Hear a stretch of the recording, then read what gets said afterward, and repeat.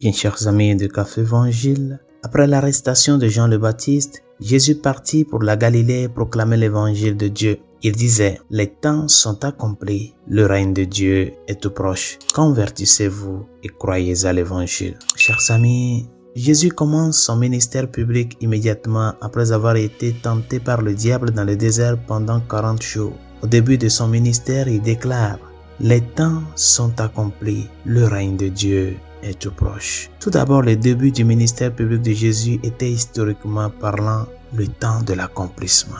En ce sens que la nouvelle ère de l'évangile et de la grâce venait de commencer. Mais le temps de l'accomplissement dont parle Jésus se réfère également à chaque fois que nous écoutons l'évangile et que nous y répondons. Nous le faisons en nous repentant sincèrement de nos péchés et en devenant un membre à part entière du royaume de Dieu. Réfléchissez un instant au mot accomplissement. Qu'est-ce que cela signifie? Le mot accomplissement peut être opposé à son contraire, non-accomplissement.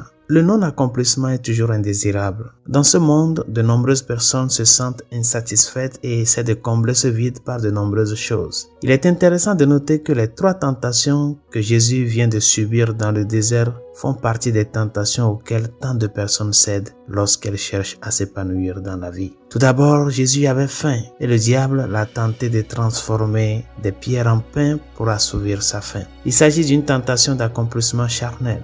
Deuxièmement, le diable a tenté Jésus de se jeter du haut du pinacle du temple pour prouver qu'il était le Fils de Dieu. Il s'agit d'une tentation d'accomplissement par l'orgueil. L'orgueil de convaincre l'autre de son importance et de son identité. Et troisièmement, le diable a montré à Jésus toutes les nations du monde et les a promises à notre Seigneur s'il l'adorait. Il s'agit d'une tentation d'accomplissement par l'obtention de richesses et de pouvoir terrestre. Bien sûr, le Seigneur a rejeté ces 3 tentations pour montrer qu'aucune d'entre elles ne nous comble vraiment.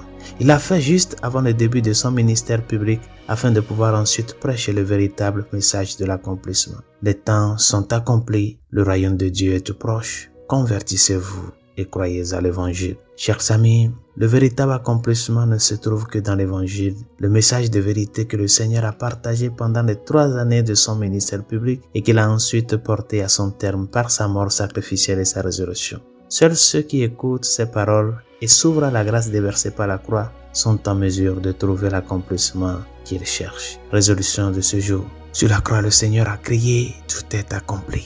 Est-ce que dans ta vie personnelle, tu fais l'expérience de cet accomplissement divin en toi? Que le Christ l'a fait une fois pour de bon en mourant sur la croix pour toi? Tout est accompli.